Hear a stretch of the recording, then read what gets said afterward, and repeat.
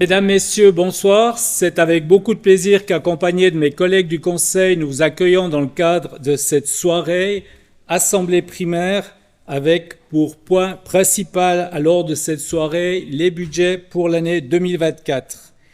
Excusez ce soir au sein du Conseil communal notre conseillère, Madame Anne Perrier, malheureusement victime de la grippe, et également Monsieur Sébastien Renner, notre conseiller, qui, lui, est retenu pour des obligations professionnelles. Au niveau de notre activité au sein du Conseil communal depuis notre dernière assemblée primaire du mois de juin, aujourd'hui, notre commune est animée par 7548 citoyennes et citoyens, égayés par 1200 jeunes, donc âgés de moins de 18 ans, et colorés de 77 nationalités. Au niveau de notre économie, nous comptons actuellement sur notre commune 523 PME, ce qui est d'environ une génératrice de 2500 postes d'emploi. Au niveau de l'administration communale, donc notre effectif et au niveau des ressources humaines, Monsieur Christian Fagherazzi, donc dès le 1er janvier, assurera la tâche de surveillant au niveau des points de collecte des déchets, ceci à la suite du départ à la retraite de Monsieur Pierre-André Abbé. On a également prolongé donc les mandats de Monsieur Daniel Felet, qui lui organise les archives communales, et ce jusqu'au 31 décembre 2024, avec un taux d'activité à hauteur de 40%. Nous avons également pris note de la fin d'activité de Madame Sandra Pittet au 31 août 2023 et nous la remercions sincèrement pour sa collaboration. Nous avons également pris acte de la démission en qualité de maman de jour de Madame Zakira Ramadan au 31 août 2023. Nous avons engagé Madame Adriana Soares Tsaler de FUI à 80% dès le 1er octobre 2023, Madame Oriane Villard à 60% dès le 15 septembre 2023, ces dames en qualité d'auxiliaire auprès de la structure d'accueil de l'abri Copain. Madame Audrey Estopet de Saxon dès le 1er septembre 2023, Madame Mélodie Raif de Saxon, ainsi que Madame Annabella Soares de Saxon auprès de notre réseau de mamans de jour. Au niveau des réceptions, depuis notre dernière assemblée primaire au mois de juin 2023, notre commune a eu l'honneur d'accueillir 14 manifestations. Le Trail de la Pierre à War, le Tour de Suisse, le tournoi junior du FC Saxon Sport, le 10e anniversaire de l'amicale du village. Félicitations et remerciements à l'attention de M. Jérôme Veuté, fondateur, président, organisateur, homme orchestre, et ce succès qu'il y a eu, donc on t'en remercie sincèrement Jérôme pour cette activité.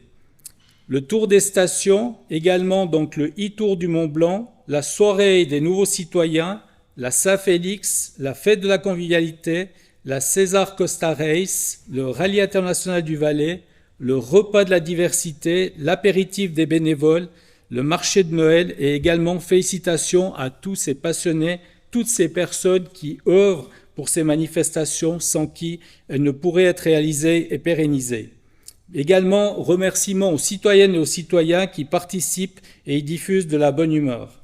En 2024, nous aurons le plaisir d'accueillir la fête de l'abricot le 4, 5 et 6 juillet 2024. Et là, je remercie également le président, donc M. Nicolas Dupont, pour la société de développement ainsi que toutes les personnes qui l'accompagnent.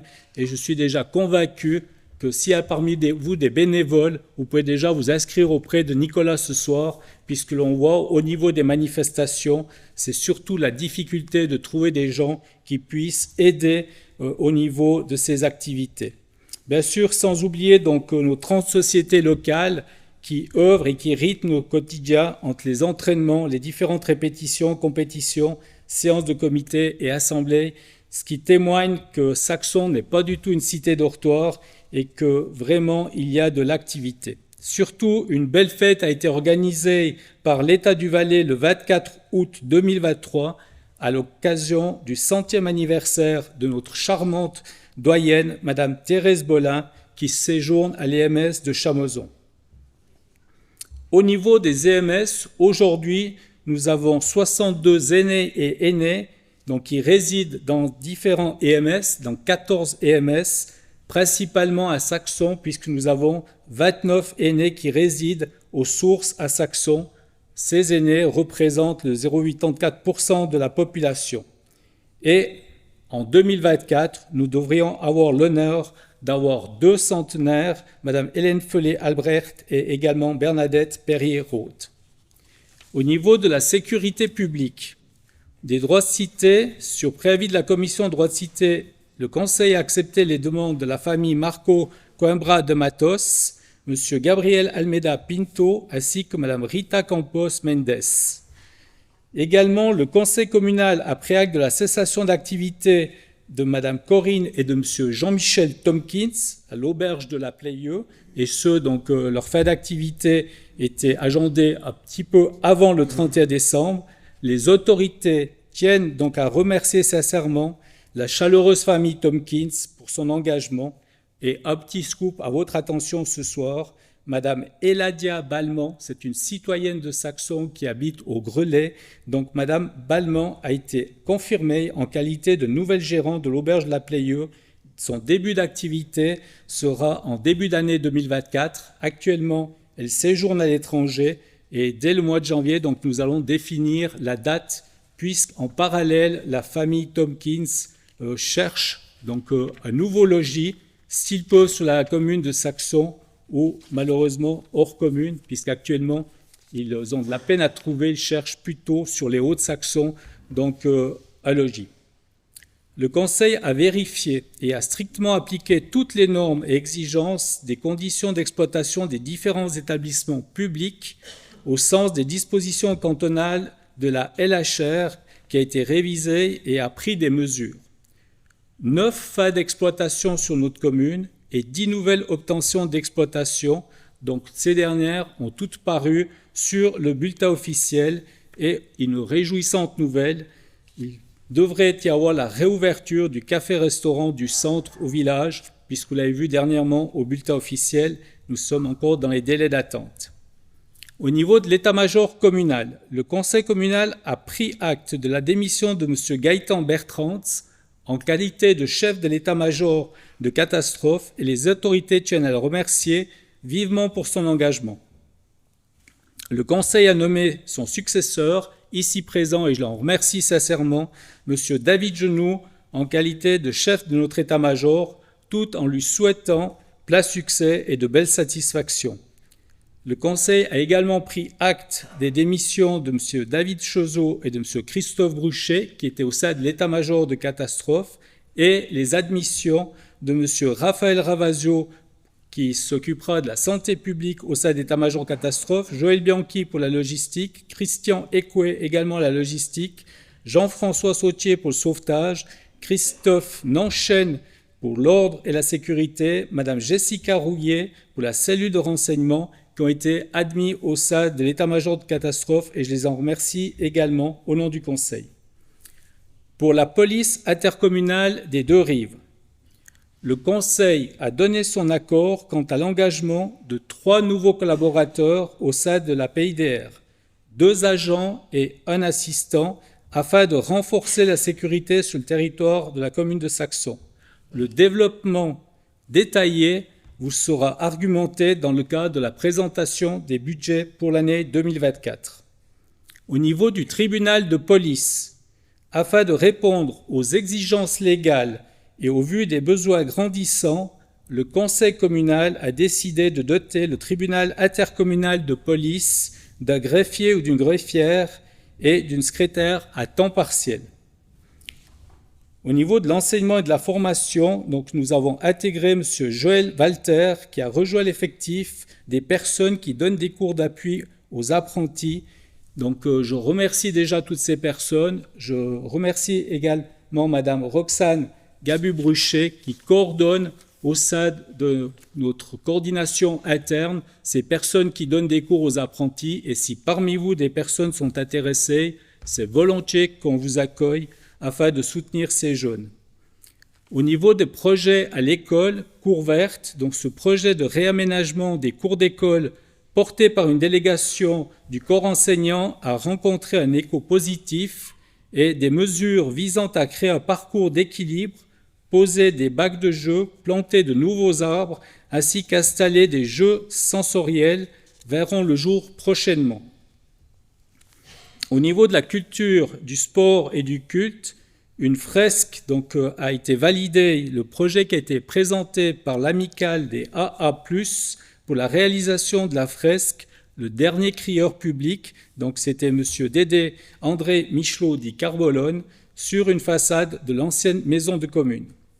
Au niveau de la piste de VTT, en collaboration avec l'Association des Amis des Sentiers Pédestres, que je remercie également pour l'exceptionnel travail qui est fourni tout au long de l'année, et afin d'assurer une cohabitation harmonieuse avec ces randonneurs, le Conseil a préavisé favorablement l'inscription officielle d'un itinéraire reliant le col du Lin à la plaine en prévoyant un passage par la Playeux.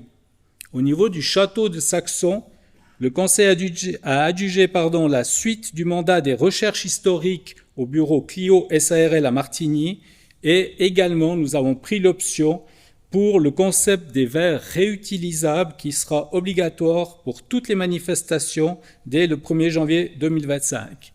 Également, il y aura un sentier du yoga qui a été validé, un futur projet qui a été proposé par la commission sport et tourisme.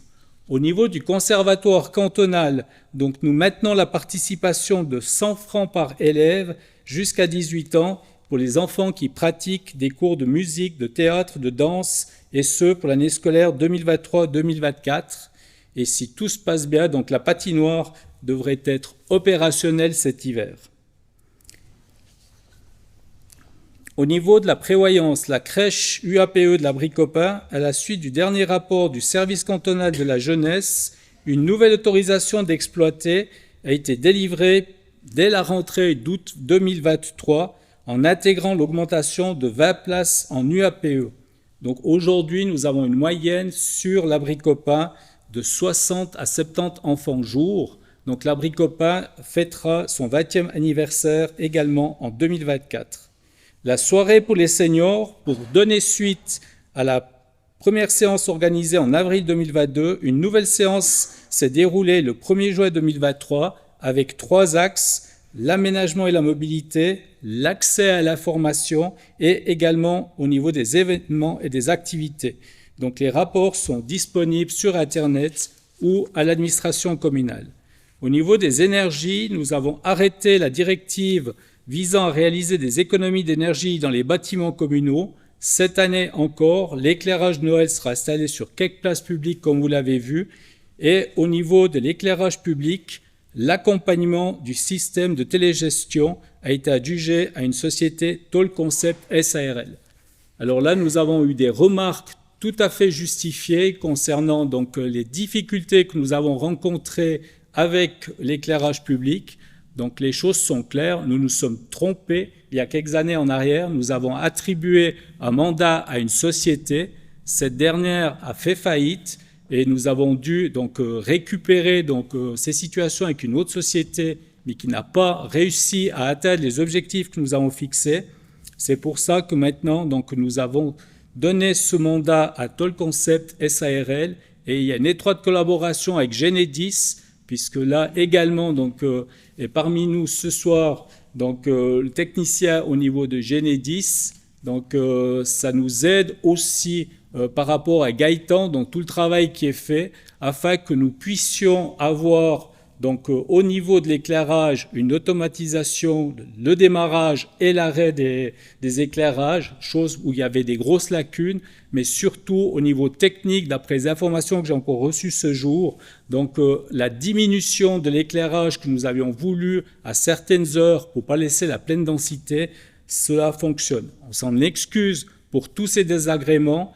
On a vraiment la volonté de réussir et on espère que le choix qui a été fait cette fois, on se retrouvera avec entière satisfaction avec nos différents partenaires. Donc je remercie toutes les personnes qui ont œuvré parce qu'il a été vraiment complexe ces derniers jours par rapport à cette gestion.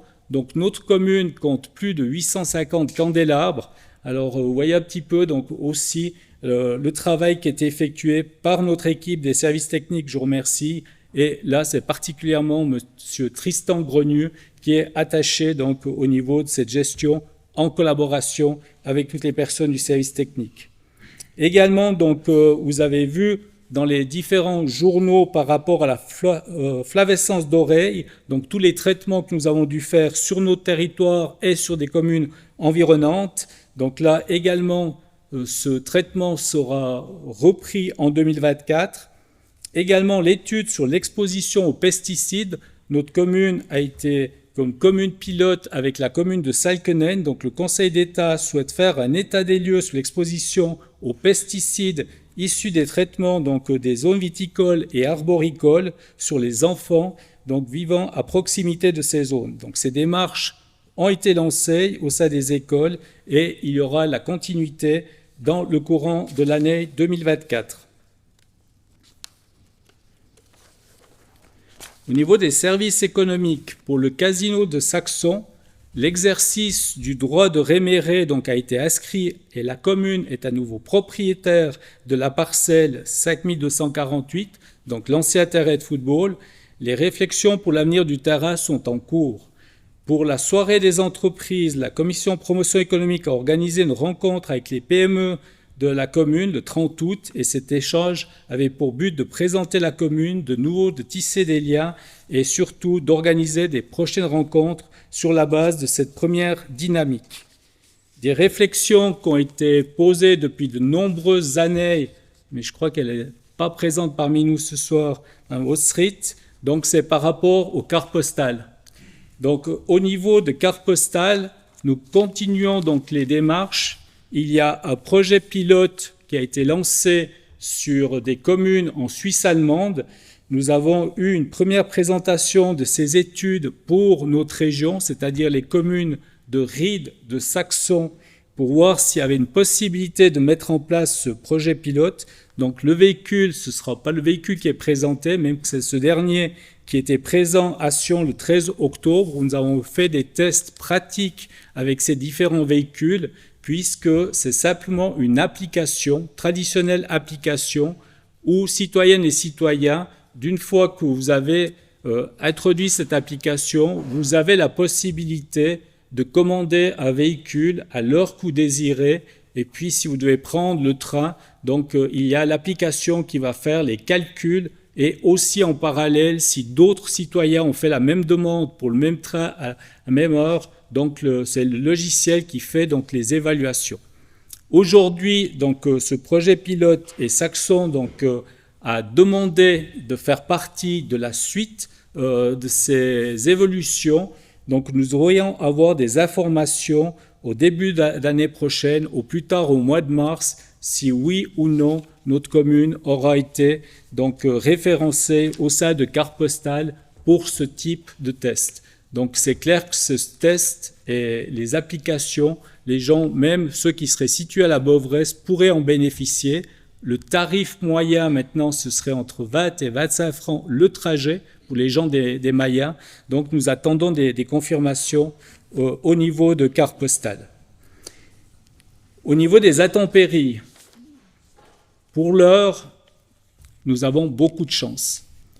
Nous avons dans les secteurs que nous avons dû fermer ce matin, c'est une partie du chemin du bas, où là on voit qu'il y a des affaissements, des infiltrations d'eau sous la route. Je vous rappelle que le chemin du bas, ça fait pas de nombreuses années qu'on l'a terminé, mais malheureusement, avec ces conditions météorologiques, il y a des soucis de ce côté-là, donc on a vraiment fermé, pour les anciens, on dira du côté de la famille Pinoda, anciennement, donc vraiment sur la partie est du chemin du bas. Nous avons eu également sur la partie de Fortune, la route qui mène à Fortune, là on a dû mettre aussi des informations concernant l'affaissement de la route. On nous a annoncé dans le courant de l'après-midi sur Crétabal, secteur de Crétabal, où il y aurait quelques cailloux qui seraient sur la route, mais pas d'affaissement pour l'heure de la route. Et puis également, donc, dans les Mayas, donc, il y a eu un affaissement, mais c'est sur du privé, où la plus grande partie, nous, c'est au niveau de la route, nous sommes en train de faire des contrôles. Maintenant, au niveau de l'eau potable, par chance, pour l'heure, nous n'avons pas de soucis. En tout cas, je regarde M. Grégoire Jacquemetta et il me fait signe que non, puisque là, vous savez, donc la commune de Saxon, nous avons opté pour avoir une collaboration avec une société basée à Saxon, la société Rhein Alert, qui, elle, a développé un logiciel qui nous permet de déterminer en fonction des conditions météorologiques, et là nous avons aussi les données dans quel secteur, avec quelles sont les données donc, qui nous viennent depuis Météo Suisse, et là également donc, au niveau du PESO, donc, nous avons des appareils, des Bactosense, qui calculent s'il y a des bactéries indésirables ou non, ce qui nous amènerait à une situation d'eau qui serait donc plus potable. Mais pour l'heure, donc on a cette chance. C'est clair que ces prochaines heures, on restera très attentif à l'évolution puisqu'il y a encore des annonces pour toute la journée de demain avec des intempéries. Au niveau de la station d'épuration des eaux, pour l'instant, c'est aussi sous contrôle. C'est aussi des gros volumes qui arrivent, mais là, il semblerait que ça joue également au niveau de la station d'épuration. Et comme je vous l'ai évoqué, aujourd'hui, donc, par rapport à ces situations sur la commune, nous sommes dans des bonnes conditions. Il y a une crainte, c'est par rapport aux canaux. Donc là, notre conseiller en charge, donc M. Philippe Attet, a fait encore des contrôles aujourd'hui. C'est clair que certains canaux, ils sont surtout dans le secteur des Frasses à des niveaux qui sont très très élevés. Par contre, nos communes voisines ont quand même des soucis avec le Rhône et différents canaux. Voilà, mesdames, messieurs, donc en introduction pour cette assemblée primaire, donc les faits qu'il y a eu depuis notre dernière rencontre du mois de juin. Ce que je vous propose, c'est de passer à l'ordre de cette soirée avec le protocole de l'assemblée primaire du 7 juin, le budget 2024, l'approbation du budget 2024, le plan financier 2024-2027, ainsi que les divers. Au niveau du protocole de l'assemblée primaire, donc ce dernier est disponible à l'administration communale sur l'application de la commune ou sur le site internet. Est-ce que parmi vous, une personne ou des personnes en demandent la lecture? Certains soupirent, d'autres jouent un petit regard. Donc je vous remercie d'avoir approuvé par vos regards et vos sourires le protocole de l'assemblée primaire du 7 juin 2023. Au niveau du budget 2024, au niveau de l'administration, nous avons un total des charges pour 2 426 000 francs. Aujourd'hui, au niveau de l'administration communale et des services techniques, services à la population, nous avons 103 personnes qui collaborent au service de la population. Sur les 103 collaboratrices, il est inclus donc les mamans de jour. Nous avons entre 27 et 30 mamans de jour, mais dans ces éléments ne sont pas inclus le corps enseignant au niveau de l'école primaire, puisque là, donc, au niveau de l'école primaire, les enseignants sont rattachés au canton, excepté notre directeur, que je salue, M. Jubin, donc directeur des écoles primaires qui a succédé à Mme Michèle Grandjean, et également le prof de sport, le personnel du secrétariat et au niveau de la bibliothèque. Au niveau de la masse salariale, nous aurons pour l'année 2024 une masse salariale de 1 144 700 francs. Nous avons intégré donc une augmentation par rapport au coût de la vie. Cette augmentation, c'est toujours basé sur les informations du canton et ces dernières nous seront communiquées qu'en début d'année prochaine. Il y a également l'adaptation de tout ce qui touche l'informatique. Là, comme vous l'avez vu, ces derniers mois, c'est surtout au niveau de la cybersécurité, au niveau du renforcement de cette sécurité, de la mise en place de nouvelles applications, de la formation des collaboratrices et des collaborateurs et la poursuite de la digitalisation et également la prévision de remplacement d'équipements obsolètes. En parallèle, comme je l'ai dit, la formation du personnel. Il est vrai que le poste informatique au niveau des municipalités comme au sein des entreprises prend des dimensions importantes. Nous prévoyons pour l'année 2024 un montant de 354 800 francs. Et si on revient dans les années 2010, nous étions au tiers à 100 000 francs. Donc on voit l'importance que prend au niveau des budgets également l'informatique. Au niveau de la sécurité publique, donc avec 1 612 900 francs de charges, le poste au niveau de la police locale, la police intercommunale des Deux-Rives, où là donc nous sommes en collaboration avec la police donc pour la commune de Saillon.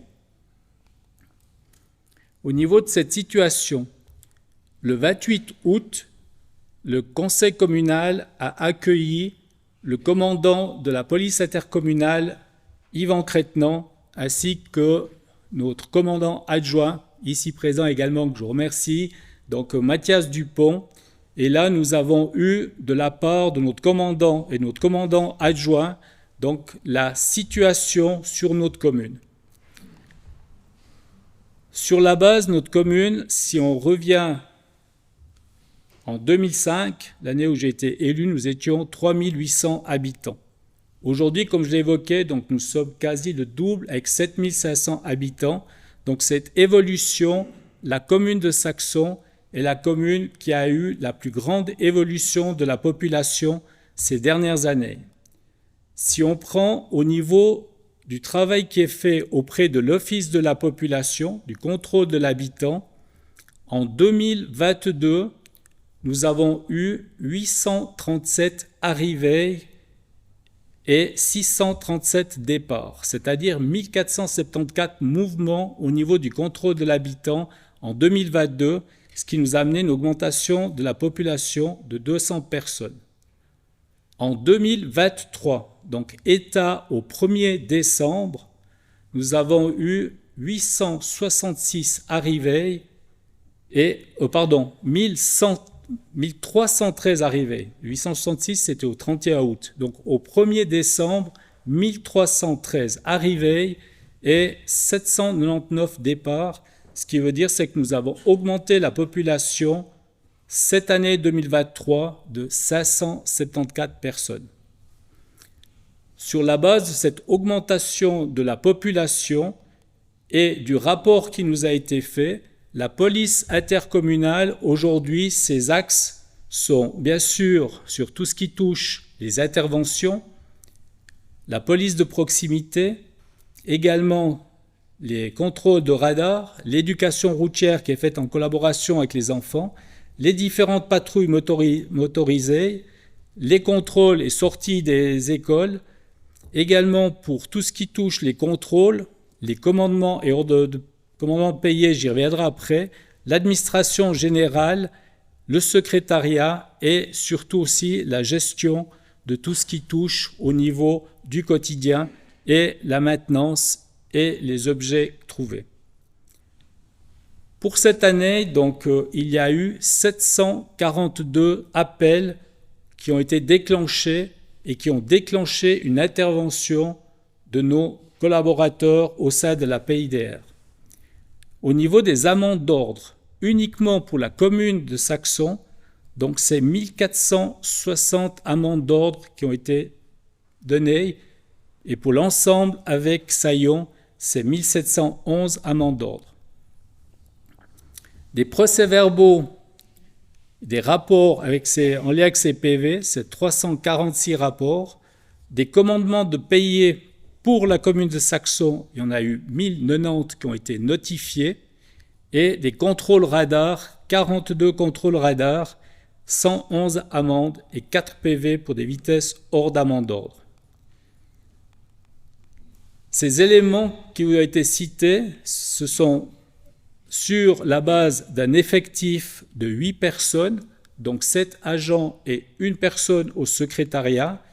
Et sur ces éléments-là, donc à la suite de cette séance, le conseil communal a décidé d'augmenter l'effectif pour notre police intercommunale de 3 personnes, comme je l'ai cité en introduction.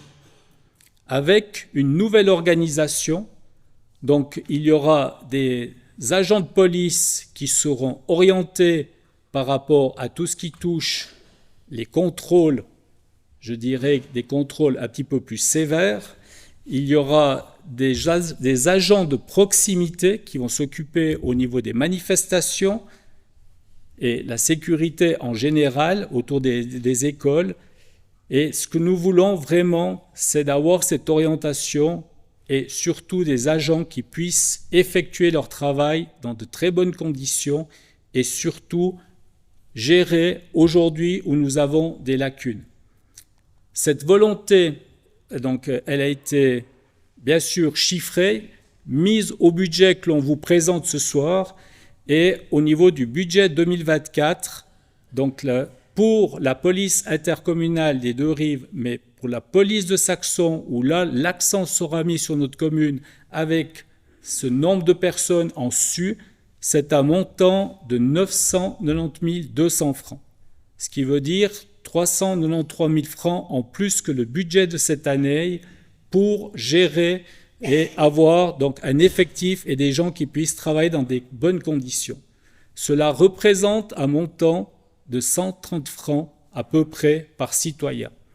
C'est exactement le même montant qui est mis au niveau de la police de Sion et Sierre. Donc nous arrivons sur les mêmes bases qu'aujourd'hui avec cette police, en assurance qui a été assurée jusqu'à aujourd'hui le 7 jours sur 7 et le 24 heures sur 24. Là où il y a des polices parce qu'il y a eu des remarques avec des montants inférieurs par habitant, ce sont des communes où il n'y a pas du 24 sur 24 et du 7 jours sur 7.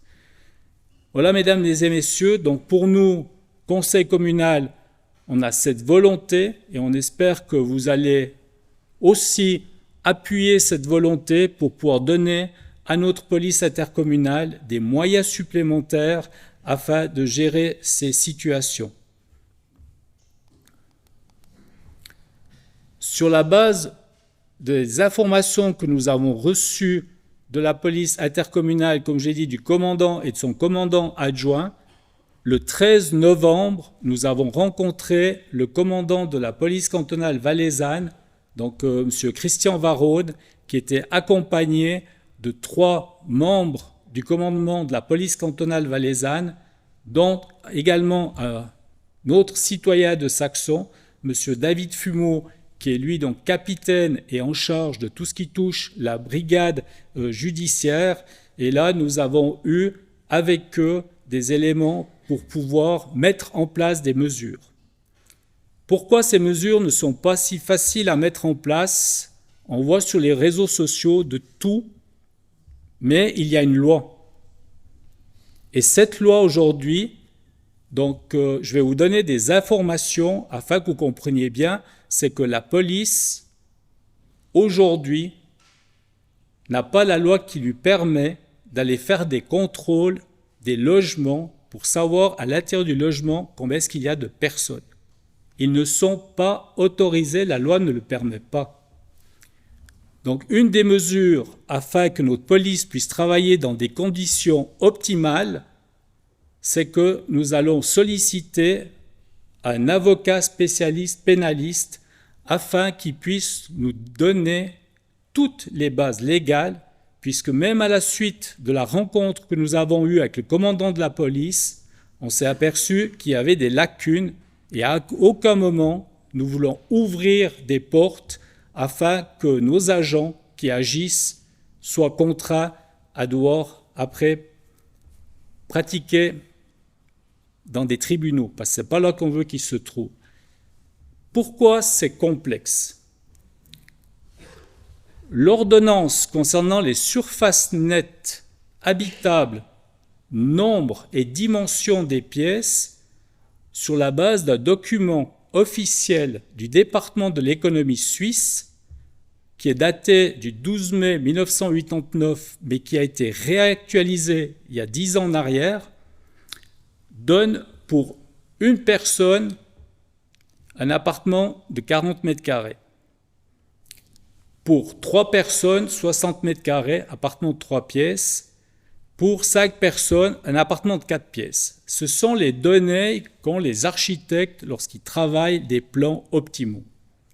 Seulement cette année, l'Office fédéral de la statistique en date du 15 septembre 2023, a modifié les données. 4 personnes pour une pièce de 30 mètres carrés, ils sont passés à 6 personnes. Ça veut dire 5 mètres carrés par personne. Donc voilà la difficulté qu'il y a aujourd'hui par rapport à effectuer des contrôles. Nous avons 2 bases de données qui sont opposées. C'est pour ça qu'on va demander à cet avocat pénaliste d'avoir des informations claires et précises. Donc, de nouveau, vous pouvez aller voir sur l'Office fédéral de la statistique, les données, nous avons de 6 personnes, c'est passé à 10 personnes pour 3 pièces. 6 mètres carrés. Sur ces bases, donc, nous avons déjà fait des séances de coordination. La police intercommunale nous a déjà donné des situations critiques que nous connaissions sur la commune, mais je vous rappelle qu'à la base, il y a un propriétaire bailleur qui signe des contrats. Et sur le domaine privé, ce n'est pas la municipalité qui peut aller faire des contrôles sur le domaine privé. Donc les contrôles de la police sur la base des secteurs, des quartiers, des immeubles qui nous posent des problèmes, nous allons faire un inventaire et en collaboration avec le contrôle de l'habitant, nous allons contrôler combien est-ce qu'il y a d'habitants qui sont déclarés. Maintenant, la police est face à une situation qui est la base des accords de Schengen. Aujourd'hui, les citoyens qui ont des permis de travailler, qui ont des contrats de travail, viennent au contrôle de l'habitant et sont déclarés, nous avons une traçabilité. Par contre, avec les accords de Schengen, et c'est ce qui s'est passé ces derniers mois sur notre commune, comme sur d'autres communes, avec ces accords, des membres de la famille viennent en qualité de touristes. Jusqu'à 90 jours, ils sont autorisés. Ce qui veut dire, c'est qu'à la commune, nous n'avons pas de traçabilité de ces personnes et nous ne pouvons pas savoir si dans un appartement, ils sont passés de 6 que nous avons au sein du contrôle de l'habitant, les références, est-ce qu'ils sont 10 ou 12. Donc c'est pour ça que tout ce travail, en augmentant notre effectif de la police pour vraiment mettre en place une structure beaucoup plus rigoureuse, une structure qui va nous permettre de détecter là où il y a des situations importantes, on veut vraiment mettre en place tous ces éléments. Et sur la base de tous ces renseignements, nous allons écrire aux propriétaires, parce qu'il y a des bons citoyens bantins saxonnins qui sont conscients que dans leur appartement, il y a plus de personnes que normal. Alors nous allons réécrire à toutes ces personnes pour les rappeler, les rendre attentifs à la situation problématique au niveau de ces taux d'occupation de leur logement et leur préciser les normes légales. En parallèle, avec le service de la population et des migrations et la police cantonale valaisanne, il y a des contrôles qui seront renforcés dès le début de l'année, mais également tout au long de l'année par rapport à ces éléments, mais pour autant que nous puissions agir, comme je l'ai dit, dans le cadre légal. Et aujourd'hui, nous avons des éléments qui nous manquent. Je continue au niveau de tout ce qui touche l'autorité de protection de l'enfant et de l'adulte. Donc au niveau de ces éléments, il y a au budget un montant de 48 200 francs. Nous avons au sein du Conseil des incertitudes par rapport à ce montant. Il y a eu la cantonalisation des autorités de protection de l'enfant et de l'adulte. Aujourd'hui, des dossiers ont un rythme de croisière qui est en dessous de ce que l'on peut attendre. Et surtout, ce qui nous fait craindre un petit peu que ce budget qui nous est donné par le canton soit un peu faible, c'est qu'en 2022, lorsque les APEA étaient donc au niveau des communes, nous avions pour la commune de Saxon un montant de 298 600 francs en 2022, de 217 000 en 2021, et maintenant la projection pour le canton est de 48 200 francs. Alors on espère que le canton assume cet écart, mais on a quand même des craintes. C'est clair qu'il faut mettre en route toutes ces structures, c'est pas évident, mais là, quand même, les montants font qu'on a un petit peu de crainte qu'à la fin, lorsque la facture finale arrivera, elle sera supérieure à ces environ 50 000 francs. Comme je l'ai évoqué au niveau de l'état-major de catastrophe, là, avec notre commandant, M. Genoux, il y a des exercices qui sont prévus tout au long de l'année prochaine, également des actualisations, ceci afin qu'à partir de 2025, on puisse avoir un exercice vraiment à l'échelle 1-1, comme nous l'avions prévu en période de pandémie, au niveau d'un exercice en phase avec un séisme. Au niveau de l'enseignement et de la formation, nous avons un total des charges de 4 970 000 francs. Là, vous avez les différents secteurs avec les différents degrés. Nous n'avons rien de spécial par rapport à ce budget. Comme là, il y a également des dépenses qui sont données par le canton.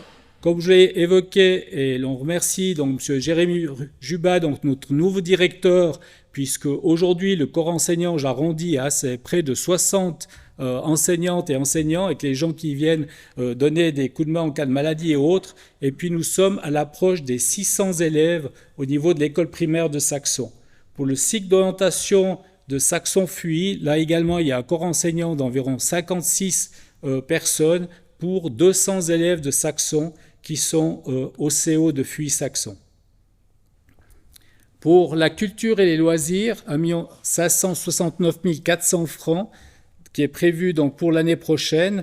Là, nous avons, et pour les personnes qui ont participé aux précédentes assemblées primaires, notre délégué au patrimoine, M. Nicolas Tornet, donc, qui continue donc, son activité à un taux de 50%. Le conseil communal a eu l'occasion de le rencontrer et il nous a fait la présentation de toutes les activités qu'il a mis sur pied à ce jour et également les taux d'activité qu'il avait, puisqu'en parallèle, il y a encore le travail qui est effectué en collaboration avec les personnes du musée et aussi cette coordination, cette organisation en qualité de délégué au patrimoine. Également des visites qui seront maintenues au niveau du patrimoine pour l'année prochaine. Il y a déjà des gens parmi vous qui ont participé et je vous invite, donc les autres personnes, à redécouvrir notre commune au niveau du patrimoine. Pour la santé, un montant de 1 440 000 francs. Vous voyez au niveau des EMS, un montant de 436 600 francs. Là, nous sommes sur les mêmes bases que les années précédentes. Il n'y a rien de particulier, comme je vous l'ai évoqué. Donc, au niveau des personnes de Saxon qui sont au sein des EMS, ce que l'on peut dire, c'est que c'est à environ un coût annuel de 6 290 francs à la charge de la commune par résident en EMS. Au niveau de la prévoyance et de la santé, un total de 4 791 000 francs de charges et pour des revenus de 1 974 000 francs. Là, principalement en évolution, les mamans de jour. Vous voyez ce montant donc, de 1 428 300 francs pour les mamans de jour. J'invite aussi, si dans la salle, il y a des gens qui, autour d'eux, ont encore des personnes qui s'intéressent à rejoindre donc, le réseau de mamans de jour. Et je donne toujours cet exemple sans aucune méchanceté vis-à-vis du personnel de vente, puisque j'ai pratiqué pendant 32 ans au sein de département de vente. Mais aujourd'hui, des mamans de jour, en fonction de l'appartement ou de la maison qu'elles possèdent et qui s'inscrivent en qualité de maman de jour, elles font le cours donc pour être maman de jour. Sur la moyenne, sur la commune de Saxon, c'est des revenus moyens de 3 500 francs jusqu'à 5 500 francs par mois. Ce qui veut dire, c'est que certaines mamans, au lieu d'aller travailler dans certains commerces ou dans certaines activités, en restant à domicile, en s'occupant des enfants, donc elles ont aussi un revenu qui peut être intéressant. Donc précédemment, on voyait plutôt ça en qualité entre guillemets comme bénévole, mais on voit qu'il y a aussi des opportunités pour certaines dames de pouvoir rester au foyer et surtout pour nous encore de développer ce secteur, puisque comme je l'ai évoqué, l'abri copain, on fêtera donc les 20 ans l'année prochaine. Je sais, Jean-Marc, ça ne te rajeunit pas, puisque c'est Jean-Marc qui est parmi nous sort qui avait œuvré pour la mise en place donc, de cette structure. Et aujourd'hui, on voit le potentiel qui est encore, et j'y viendrai après pour vous présenter l'évolution du futur par rapport à ce qui touche la petite enfance. Au niveau de la prévoyance sociale, Donc, le poste d'animatrice socioculturelle, donc Madame Annick Caruso, qui a débuté donc également en 2022, donc à montant de 48 700 francs. Et puis tout ce qui touche les ateliers d'éveil, puisque au niveau de l'évolution de la population, il y a de plus en plus de soutien qui doit être apporté aux enfants allophones, ou justement, comme nous avons eu sur notre commune ces familles d'Ukrainiennes et d'Ukrainiens. Donc sur notre commune, nous avons à peu près aujourd'hui 85 personnes qui viennent d'Ukraine, qui résident à Saxon. Au niveau du trafic, donc tous les secteurs, au niveau de la mobilité, là c'est des montants donc, qui sont vraiment en parallèle par rapport aux années précédentes. Il n'y a rien de particulier. On y viendra après sur les investissements, des investissements importants au niveau des goudronnages et autres. Les cartes journalières, vous avez vu dans les journaux, nous avions jusqu'à ce jour des cartes journalières pour les CFF que vous pouviez obtenir à hauteur, je crois, de 42 francs. Il y a une modification au niveau de la vision, au niveau des CFF. Aujourd'hui, vous pourrez obtenir des cartes. Donc, si je ne fais d'erreur, donc il y aura 3500 cartes qui sont attribuées dans toute la Suisse par jour. Mais il faut que vous veniez à l'administration communale pour avoir votre carte journalière. Mais ce que l'on s'aperçoit aujourd'hui, c'est que beaucoup de gens qui sont déjà habitués à commander en avance ces cartes, et ils ont des possibilités avec des cartes dégriffées qui sont bien meilleurs marché que les 52 francs de moyenne la carte. Mais il y aura quand même des cartes. On s'est inscrit la commune de Saxon pour ces cartes et notre personnel administratif est à vos dispositions. Vous avez les informations sur l'application et sur le site internet de la commune pour l'attribution de cette nouvelle carte et ce sera à payer cash. Au niveau de la protection de l'environnement, de l'aménagement du territoire, donc un total des charges pour 388 900 francs pour les personnes qui venaient fréquemment aux assemblées primaires, donc avec le nouveau plan comptable, ce que l'on appelle MCH2, ce plan comptable harmonisé sur l'ensemble de la Suisse par rapport aux communes. Dorénavant, donc les secteurs qu'on parle des secteurs autofinancés comme l'eau, les eaux usées, la steppe, également la voirie, la déchetterie sont intégrés pour l'eau, les eaux usées, le traitement des déchets dans ce dicaster numéro 7 avec les montants, comme vous les voyez, les montants sont équilibrés puisqu'on doit être sur des services autofinancés. Je vous donnerai quelques informations plus en détail. Un montant de 60 000 francs pour le plan d'aménagement de zone. Donc là, également, le conseil communal, nous travaillons en étroite collaboration avec le bureau BISA de Sierre, Madame Anne-Françoise Dubuis, pour tout ce qui touche le plan d'aménagement de la commune, qui vous sera présenté en principe dans le courant de l'année 2025. Donc ce plan d'aménagement de zone, il faut remonter de la commune de Saint-Maurice jusqu'à Chamoson. Toutes les communes, nous avons travaillé sur un plan directeur intercommunal. Sur la base de ce plan directeur intercommunal, les communes, nous avons dû travailler sur un PU, un plan donc, au niveau de l'urbanisme de notre commune. Et à partir de ces plans, donc, nous collaborons avec différents bureaux spécialisés, le bureau BISA, également Transitech pour toute l'analyse de la mobilité sur notre commune, donc quels sont donc les flux des voitures. Donc aujourd'hui, nous sommes sur environ 11 500 voitures jour sur la route cantonale. Si on prend des dessertes, donc sorties d'autoroute jusqu'à la hauteur de l'étape, nous sommes proches des 7 000 voitures jour. Et puis après, vous prenez simplement la route de desserte qui arrive à hauteur de la gondola. Quand on descend depuis le village en direction donc, du chemin de l'Écosse et la gondola, donc là nous sommes à près de 3 500 voire 4 000 voitures jour. Donc nous avons fait une analyse détaillée de tous les secteurs par rapport à la mobilité avec le bureau Transitech en parallèle avec un bureau d'urbanisme D&V Architectes. Et pour tout ce qui touche le patrimoine, là nous collaborons avec la société de M. Alexandre Reva, bureau d'architecture, pour avoir maintenant donc, tous ces travaux qui puissent être consolidés et que l'on puisse travailler pour le futur. Au niveau de ce plan d'aménagement de zone, comme vous l'avez vu, donc, il y a deux secteurs le secteur du village et le secteur Sapao, Arbaret, Bovresse, où il y a des zones réservées.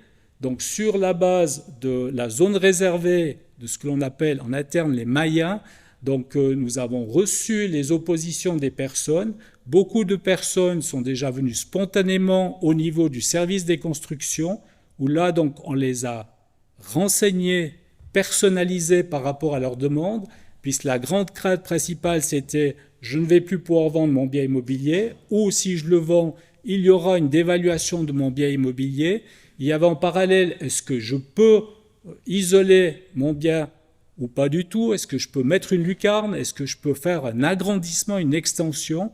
Donc toutes les personnes qui sont venues auprès de l'administration communale, du bureau technique, en étroite collaboration, soit avec notre conseiller, M. Gérard Birer, soit avec M. Bertrand Maître, le responsable des constructions, nous avons pu aider ces personnes. Beaucoup de personnes ont pu construire, rénover ce qu'elles désiraient, et il y a quand même eu des ventes dans les Mayas.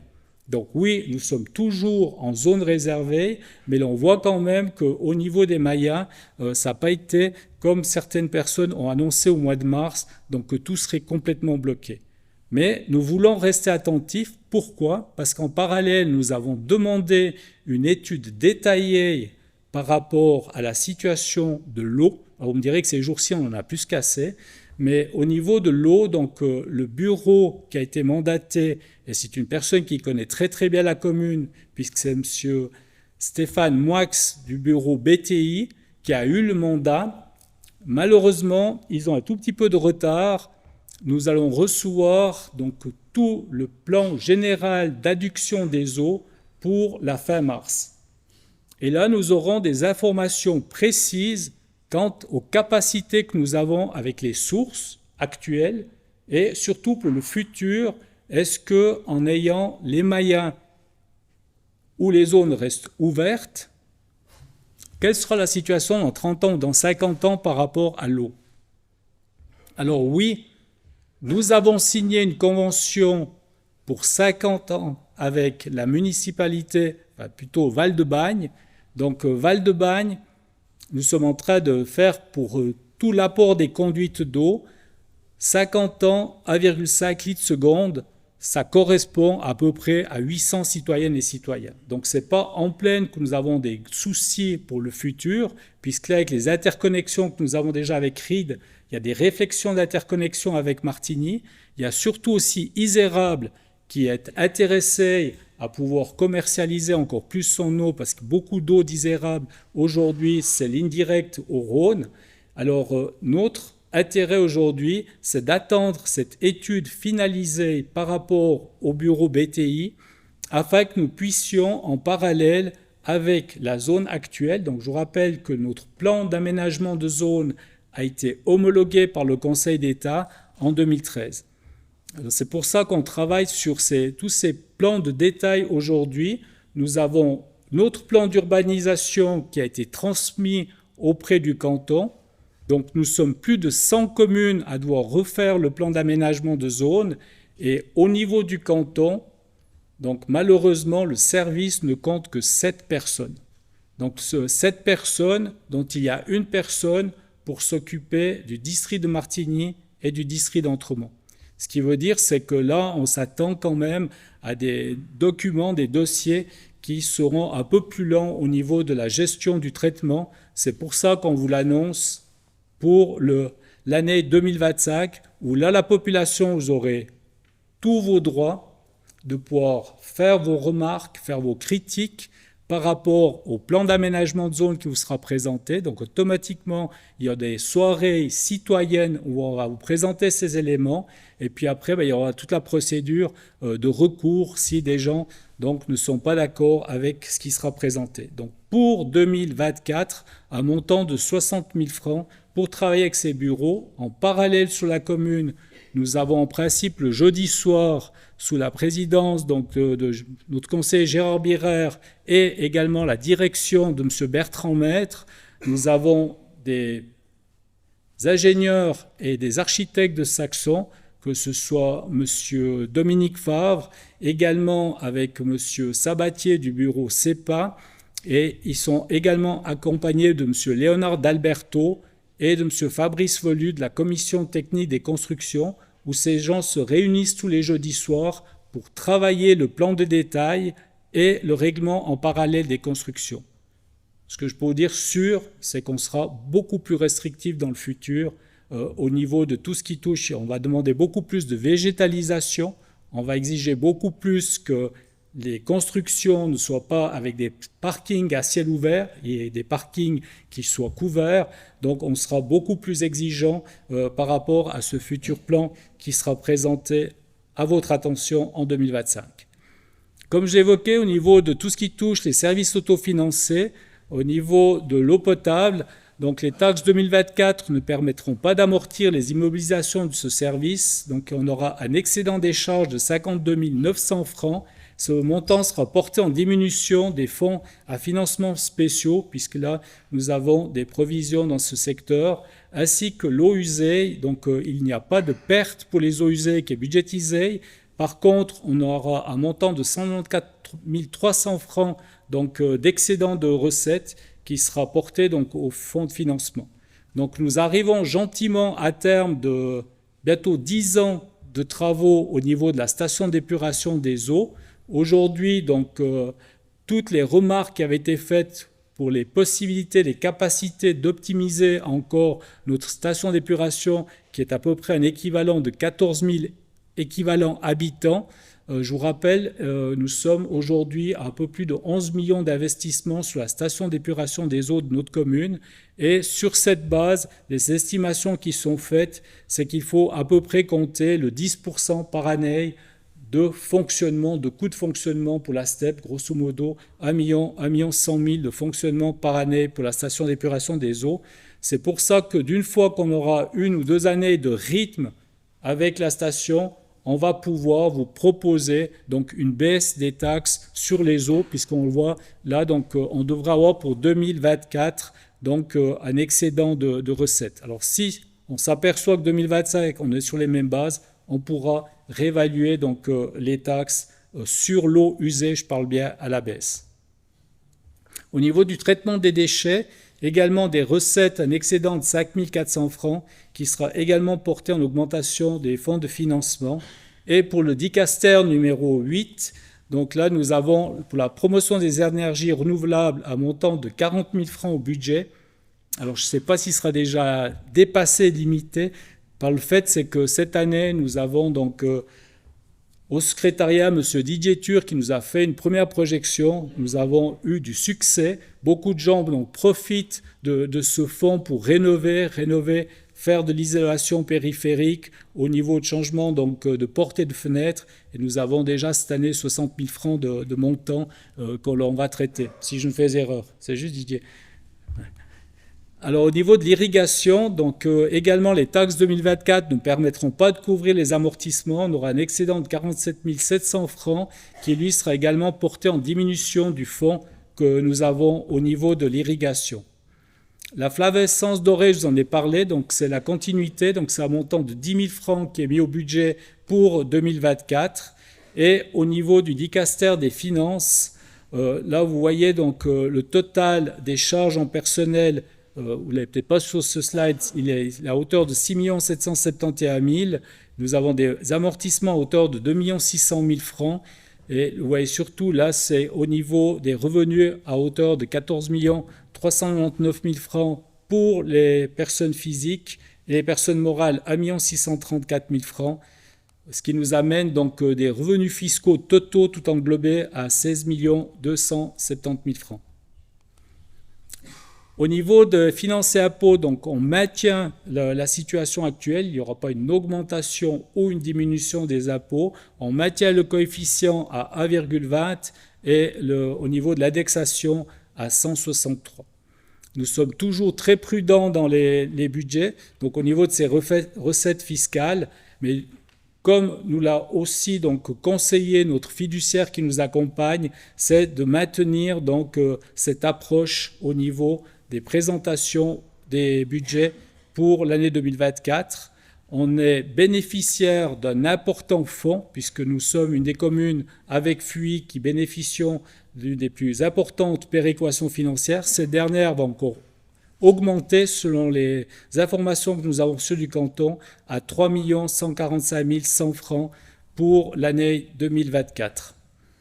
Donc l'évolution aussi là, il peut y avoir des décalages, puisque si on prend 2023, nous avions un montant de 3 101 000, mais nous avons reçu à peu près 44 000 francs en moins donc au décompte final.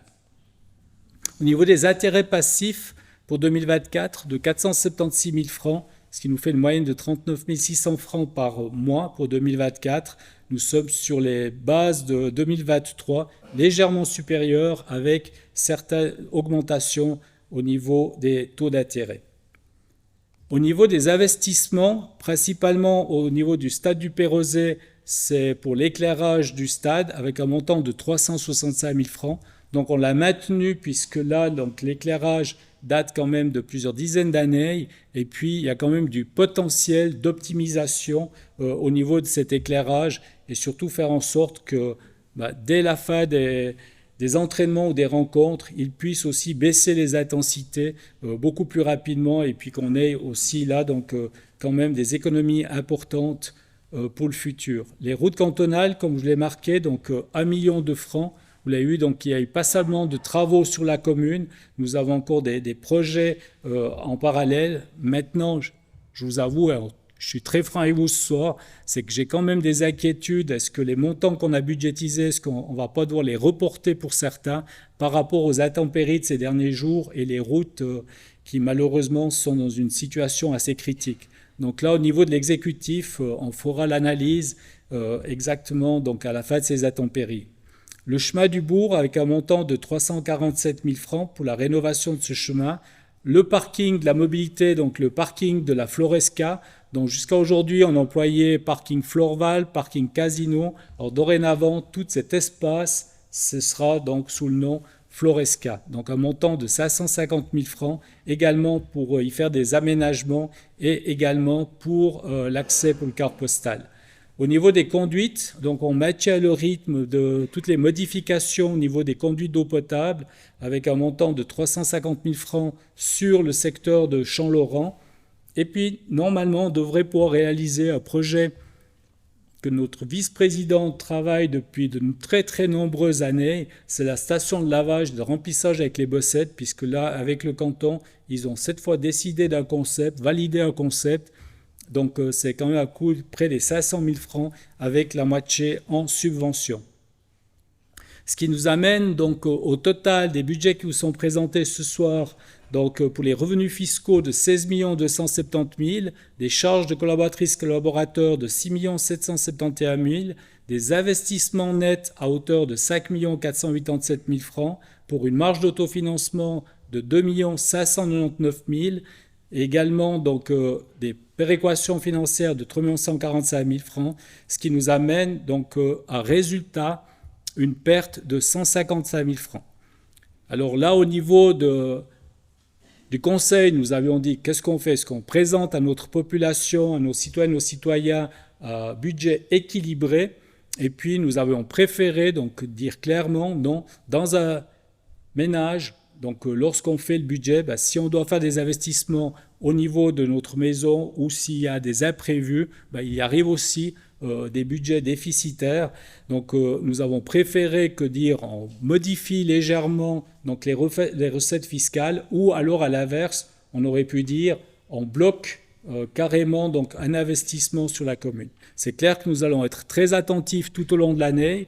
Si vous êtes également, je dirais, orienté à voir ce que font les autres communes, on s'aperçoit que ça devient de plus en plus complexe pour une multitude de communes, puisqu'on prend donc la ville de Sion présente un budget déficitaire, la ville de Martigny un budget déficitaire, également Colombey un budget déficitaire. Donc nous sommes toutes et toutes face à des coûts au niveau des coûts de fonctionnement qui deviennent de plus en plus importants. Et comme je l'ai présenté ce soir, donc si on prend les coûts d'informatique, mais surtout ce soir, dans ce budget, c'est vraiment cette orientation avec environ 400 000 francs pour notre police communale. Au niveau des marges, donc, nous devrions arriver donc, avec cette marge d'autofinancement de 2 599 000 francs, cet excédent des charges de 155 000 francs, et au niveau de la dette moyenne par habitant, nous sommes sur la base 2023 à 3 200 francs, nous serions à 3 500 francs, donc une augmentation de 300 francs par habitant de dette moyenne. Voilà, mesdames et messieurs, par rapport au budget. Alors, j'ouvre la discussion, les personnes qui auraient des questions par rapport à ce budget.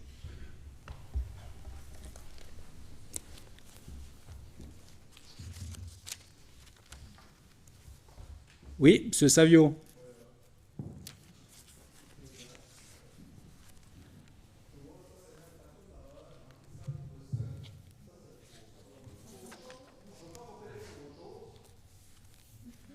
Non.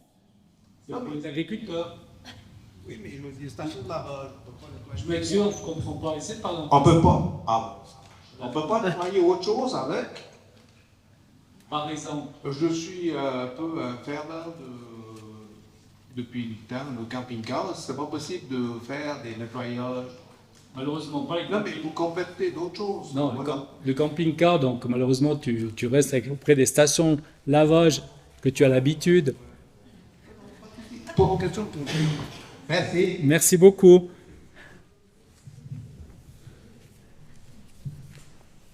Il est propre ces jours-ci avec la pluie.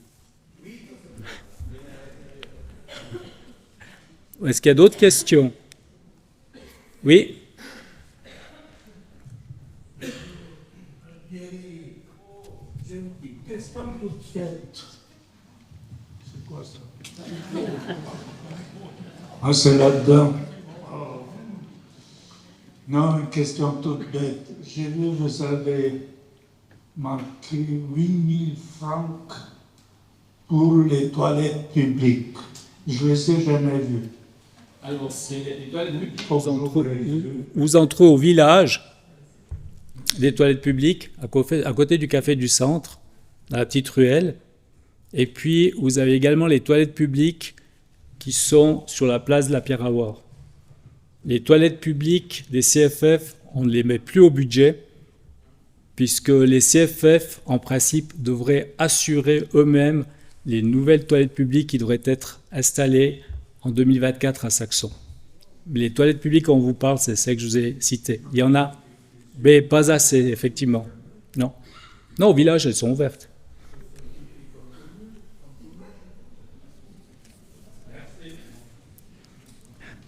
Autre question?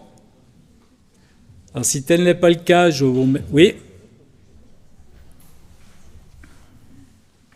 C'est juste une petite question. Il y avait, je ne sais plus à quel endroit du budget, la lutte contre la pollution, 58 000 francs, et puis la protection des espèces et des paysages pour 100 000 francs.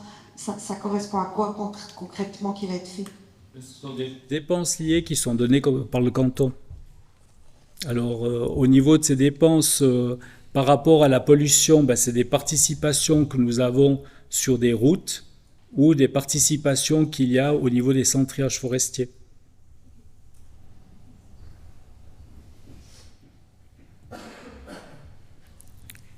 Autre question?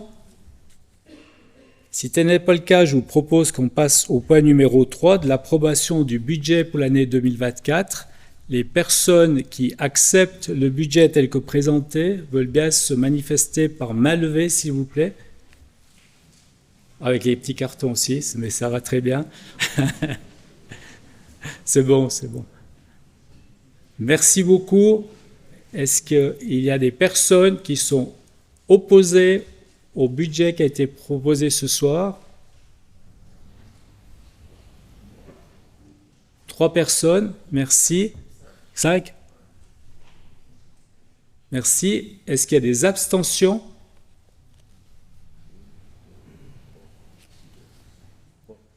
Trois abstentions. Alors, je vous remercie d'avoir accepté les budgets et je vous remercie pour votre confiance. Le point suivant, donc, c'est le plan financier pour l'année 2024-2027.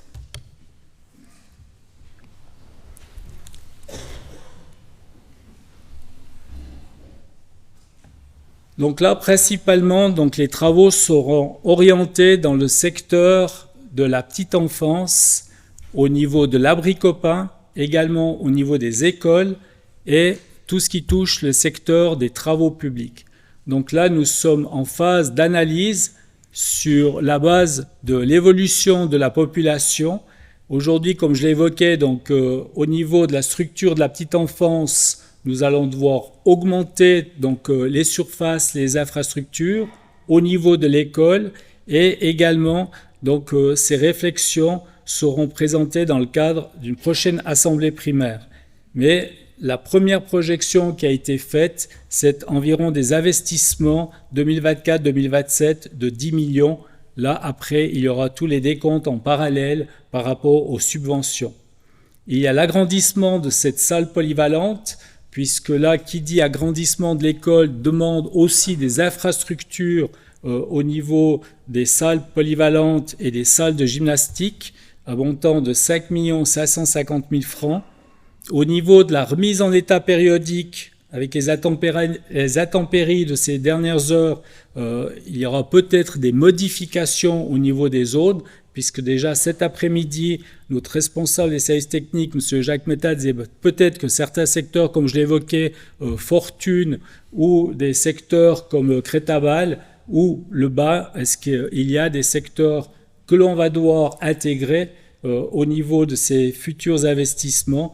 Bien sûr, là, il y aura aussi des subventions en parallèle. Et puis, au niveau de la participation à la correction et à la construction des routes cantonales, à un montant de 900 000 francs, c'est surtout par rapport à l'ébauche qui vous a été présentée dans le cadre d'une assemblée primaire, c'est la traversée de Saxon. Et comme je l'ai évoqué aujourd'hui, on arrondira environ 11 000 voitures jour. Question aussi ouverte par rapport à l'avenue de Ikea dans le secteur de Ried, par rapport est-ce que les gens prendront l'autoroute ou est-ce qu'ils seront tentés de venir par la route cantonale. On l'espère que ce soit l'autoroute. Et puis au niveau du goudronnage, un investissement de 600 000 francs par rapport aux planifications qui sont effectuées et toujours en lien avec l'interconnexion des communes ou l'optimisation de nos canalisations d'eau, un investissement d'500 000 pour l'irrigation, l'amélioration du réseau, aussi 385 000 francs. Là, il y a des subventions à hauteur d'environ 210 000 francs. Ce sont les premières projections pour la période qui est à venir. Voilà, déjà, donc là, il n'y a pas besoin de voter, puisqu'il n'y a pas de montant fixe qui vous sont présentés. Donc, ce qui me permet de passer directement au niveau des divers. Alors, la parole est à votre attention. Les personnes qui veulent s'exprimer dans les divers.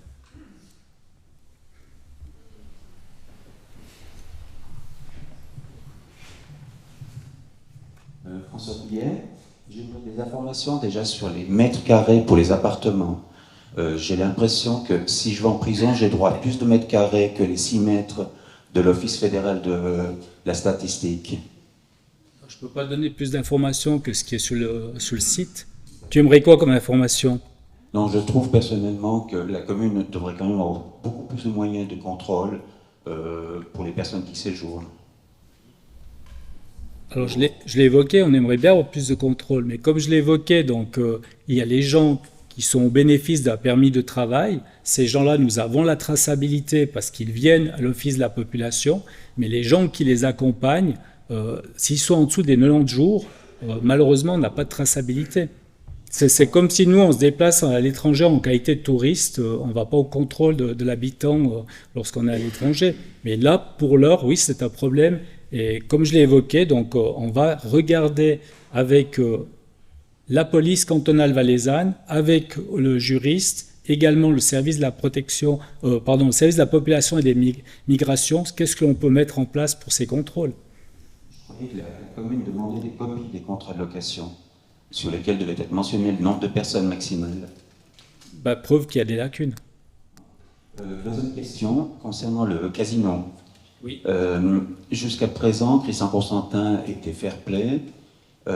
Est-ce que la commune a envisagé, pour dans 1 ou 2 générations, de reprendre les droits sur le projet, j'entends, les plans, les projets d'architectes, de façon à pouvoir construire quelque chose dans le futur, pas forcément là, mais en inspirant du projet Luizet. Peut-être 1 franc symbolique, puisqu'il est fair play. Puis comme on est juste avant Noël, on peut rêver. Alors, non, franchement, on n'a pas discuté de ce fair play avec Christian.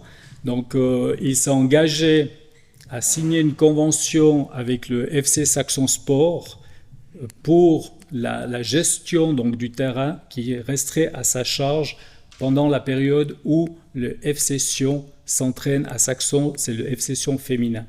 Là, toute la coordination au niveau de la commune est faite en étroite collaboration avec M. Gaël Thomas, qui est le président du FC Saxon, qui lui encore ce jour m'a écrit comme quoi donc, il entretient une très bonne collaboration avec les gens du FC Sion, l'Olympique des Alpes, et puis également donc, par rapport à cette convention, donc on va signer une convention puisque aujourd'hui sur ce terrain, M. Constantin a à peu près investi 150 000 à 160 000 francs.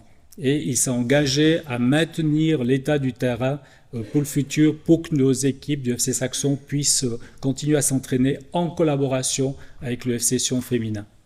Mais pour le projet Luizet qui était bien, c'est un beau projet, malheureusement non, on n'a pas du tout discuté à un franc symbolique, mais on peut lui poser la question. Parce que l'attente de la commune, aujourd'hui on peut le dire, puisque à Sion ou à Martigny, il n'y aura pas de licences qui seront attribuées. Donc ce que nous avions convenu avec Christian Constantin, c'est que s'il bénéficiait d'une licence à Martigny, est-ce qu'il y aurait la possibilité d'avoir avec lui une autre collaboration ou bien pas du tout. Voilà. Mais sur ces terrains, aujourd'hui, il n'y a aucun projet communal. Le casino donc, appartient à la commune de Saxon. Par contre, au niveau du casino, il y a des projets, je parle du casino, je ne parle pas du terrain de football. Là, il y a des projets. Nous avons donc un partenariat qui est en cours de négociation pour relancer une dynamique au casino de Saxon. Alors, si vous aimeriez des informations complémentaires, c'est volontiers que je passe la parole donc, à M.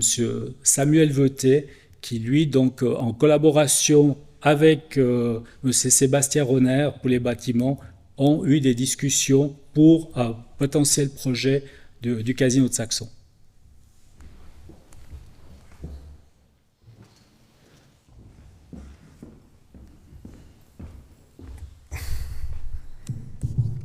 Oui, alors bonsoir mesdames, messieurs. Alors, il y a une commission casino qui a été formée il y a maintenant 2 ans, avec des experts de différents domaines, que ce soit les aménagements extérieurs, le domaine de la culture. Et à ce jour, nous sommes donc en négociation avec un partenaire dont nous ne voulons pas dévoiler le nom ce soir pour des questions de confidentialité. Il y a un contrat d'engagement qui a été signé et qui devrait normalement se concrétiser dans le premier trimestre 2024. Si ce projet se concrétise, on parle d'une utilisation uniquement du bâtiment du casino pour 3 affectations. Une affectation culturelle avec toute une série de spectacles et d'animations, une affectation artistique avec des expositions et une affectation basée sur la restauration. Mais aujourd'hui, on ne peut pas vous en dire plus parce que les démarches sont en cours, mais logiquement, premier trimestre 2024, les choses devraient s'ouvrir, on devrait vraiment en savoir plus. Merci. Mais le partenaire, ce n'est pas Christian Constantin. Parce qu'il y a des bruits dans la commune. Oui? Est-ce que ça reste toujours à la commune, le casino, bien pas? Oui.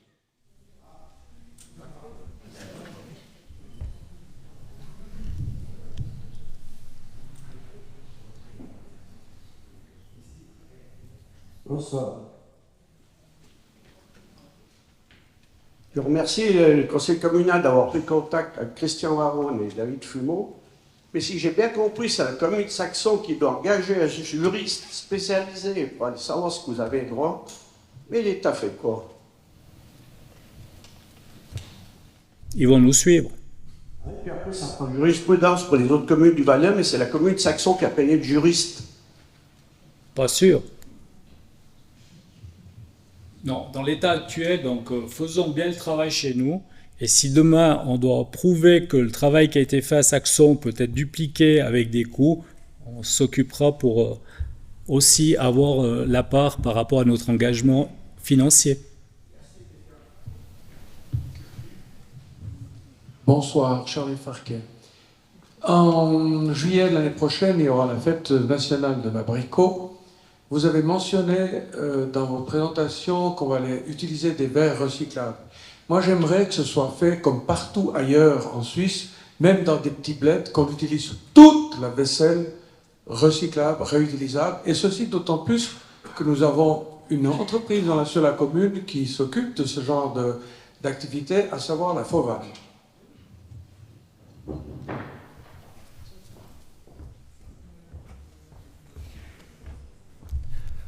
Bonsoir à toutes et à tous. Merci Monsieur Farquet pour cette question. On avait déjà eu il y a 2 ans cette question qui était posée à l'Assemblée primaire et on avait répondu par le fait qu'on utiliserait uniquement des verres réutilisables sur l'édition 2022, si on se rappelle bien, et c'est ce qui a été fait. Comme nous avons entendu dans la présentation donc, de Monsieur le Président, à partir de 2025, la commune va obliger toute manifestation à utiliser de la vaisselle réutilisable. Par contre, au niveau de la fête nationale, on a décidé, en tant que grande manifestation, avec le comité, que je rappelle qui est essentiellement bénévole et hors communal, de pratiquer déjà avec la vaisselle réutilisable uniquement. Donc il n'y aura plus de plastique, et je crois que c'est une bonne chose. On va s'y mettre, on doit s'y mettre. Il y aura certainement quelques petits couacs, parce que quand on utilise uniquement de la vaisselle réutilisable pour les verres ou les tasses, c'est facile, un petit peu moins quand il y a des assiettes, des fourchettes et des couteaux, mais on relèvera le défi et j'espère que ça conviendra à tout le monde.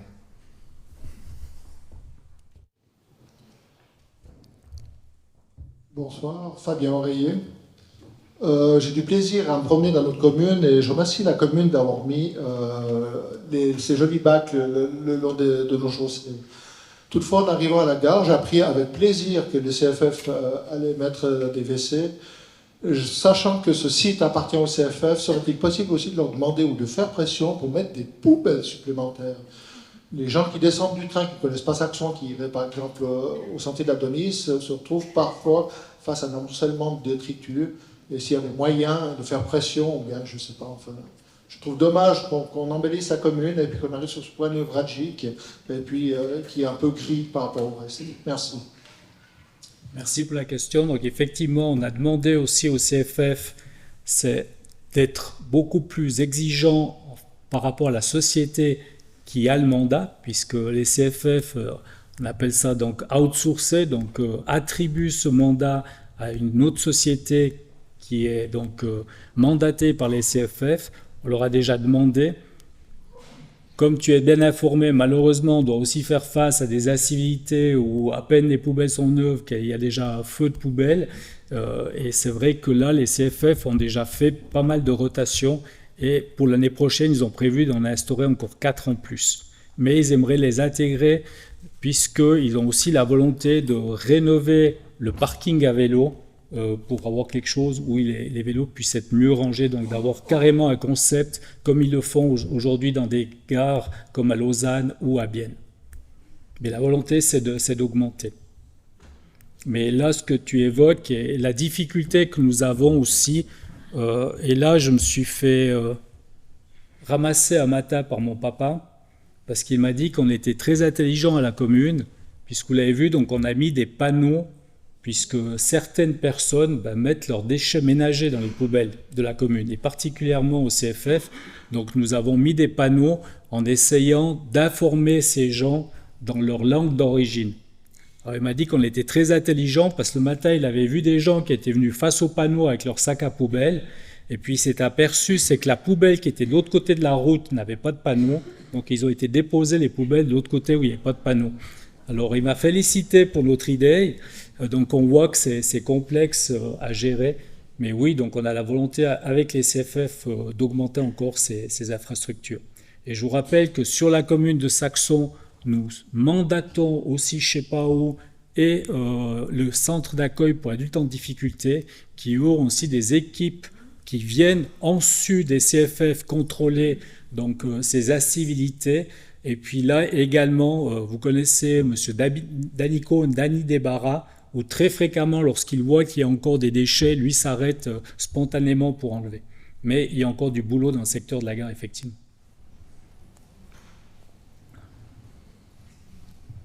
Oui. Deux questions. Il y a d'une part le parking plus ou moins sauvage derrière le casino.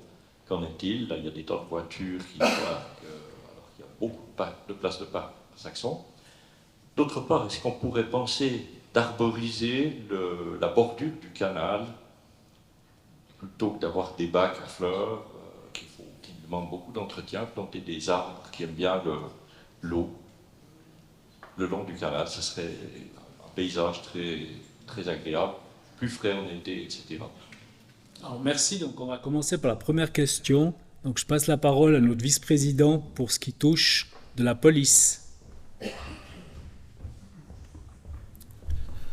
Donc pour le parking, effectivement, vous avez vu qu'on a créé donc une butte qui entoure toute la place de parc avec une interdiction, je dirais, de rentrer sur cette parcelle avec des camping-cars et autres. C'est pour éviter d'avoir des caravanes ou des attroupements de personnes, de gens du voyage. Aujourd'hui, c'est clair que cette place, elle n'est pas marquée interdiction de stationner. On n'a pas de durée sur cette place.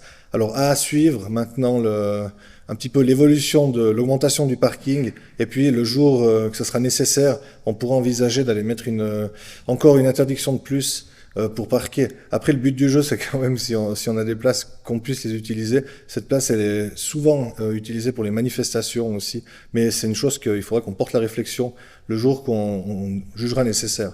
Pour le moment, c'est à nos yeux, le fait d'interdire, de ne pas laisser pénétrer des caravanes, c'est suffisant pour nous pour l'instant.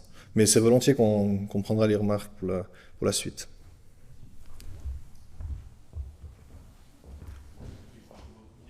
De la végétalisation. Donc la question sur la végétalisation des canaux.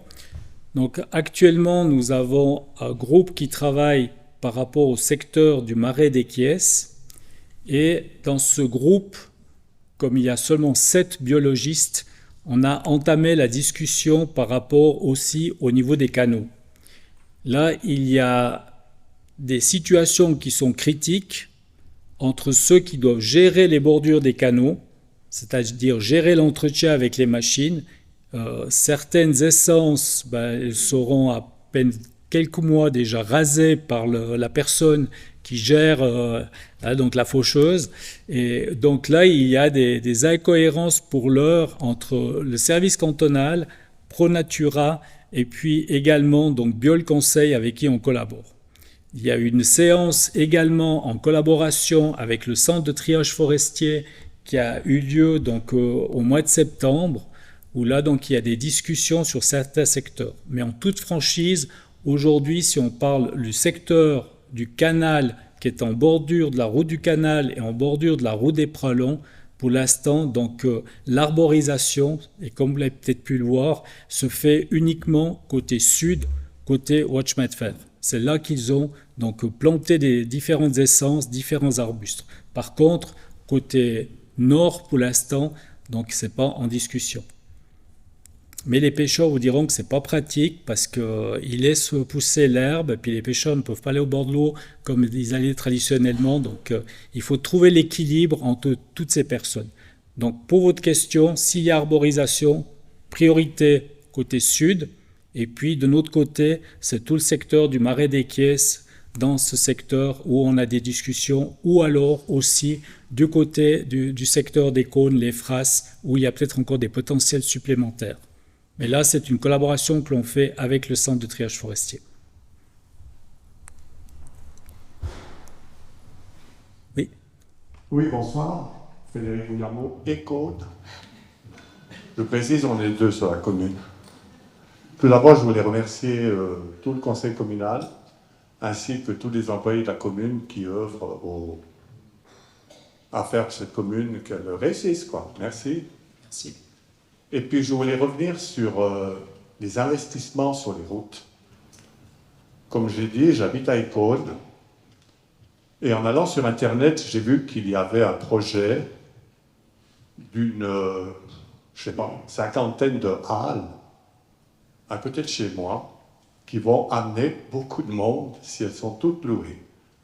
Et si vous êtes venu à École, vous avez pu voir, c'est un petit phénoménal. La route là-bas, je sais, je suis venu souvent avec cette route qui appartient la moitié à la commune de Saxon, la moitié à la commune de Ried, qui est la route la plus taconnée du canton, je le répète. Encore ce soir, en venant à l'Assemblée, j'ai évité les gouilles parce que je ne sais pas s'il y a un trou où je risque de plus m'en sortir. Parce que, elle n'est pas du tout, l'eau ne s'évacue pas, il n'y a pas du tout d'évacuation des eaux de surface. Alors, je me disais qu'avec ce projet et tout, est-ce que dans les investissements, École, enfin, sera pris en considération? Il y a également la route d'École, qui n'est pas celle qui passe devant chez moi. Celle-là, c'est la route de l'usine qui a été nommée parce que, bien sûr, à l'époque, il n'y avait pas grand monde, puis c'était une route qui n'avait pas de nom, mais maintenant, elle a un nom. La route d'École qui longe, comment on appelle, voilà, qui remonte sur Saxon, en définitive, c'est une catastrophe. À la hauteur de Pitlou, là, Pitof, voilà, excusez-moi.